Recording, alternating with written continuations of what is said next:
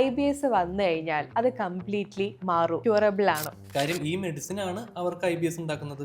ഈ മെഡിസിൻ അവരുടെ ഗട്ടിനെ ഇറിറ്റേറ്റ് ചെയ്യിപ്പിച്ചുകൊണ്ടിരിക്കുകയാണ്. ആ മുറിവ് വെറുതെ ഇരുന്നാലും ചിലപ്പോൾ ഉണങ്ങും, അല്ലെങ്കിൽ മരുന്ന് കഴിച്ചാലും ഉണങ്ങും. രോഗി എല്ലാ ദിവസവും പോയി മുറിവിൽ ചിരണ്ടിക്കൊണ്ടിരുന്നു കഴിഞ്ഞാൽ ഒരിക്കലും ആ മുറിവ് ഉണങ്ങാൻ പോകുന്നില്ല. അപ്പൊ അതുപോലെ തന്നെയാണ് IBSഉം. അലർജി എങ്ങനെയാണ് നമ്മളുടെ ഒരു സെക്ഷുവൽ ലൈഫിനെ ബാധിക്കുക, അല്ലെ ദാമ്പത്യത്തെ ബാധിക്കുക? ന്യൂലി മാരീഡ് ഒക്കെ ആകുമ്പോഴാണ് പ്രശ്നം വരിക. അതായത് രണ്ടുപേരും അങ്ങോട്ടും ഇങ്ങോട്ടും മനസ്സിലാക്കിയിട്ടുണ്ടാവില്ല. നമ്മൾ ആ ഒരു ആക്ട് ചെയ്യുമ്പോൾ മൂക്കൊലിച്ചുകൊണ്ടിരിക്കുക, അല്ലെങ്കിൽ അങ്ങനെ ആക്ട് ചെയ്ത് എക്സേർഷൻ വരുമ്പോൾ ആസ്മ പെട്ടെന്ന് വരിക, അങ്ങനെ ഒക്കെ വരുമ്പോൾ നമുക്കത് ചെയ്യാൻ പേടിയായിരിക്കും. പക്ഷെ അത് വലിയൊരു കാര്യമാണ്, എന്നാൽ പോലും അത് എഫക്ട് ചെയ്യും. നമ്മുടെ ഫിലിം ആക്ട്രസ് ഗ്രേസ് ആന്റണി, പുള്ളിക്കാരിക്ക് ചെമ്മീൻ കഴിച്ചു കഴിഞ്ഞാൽ ഭയങ്കര അലർജിയാണ്.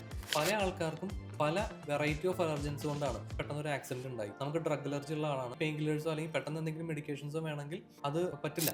ഈ അലർജി ഉള്ള ആളുകൾക്ക് AC നിൽക്കുമ്പോൾ എന്തെങ്കിലും പ്രശ്നം ഉണ്ടാവുമോ?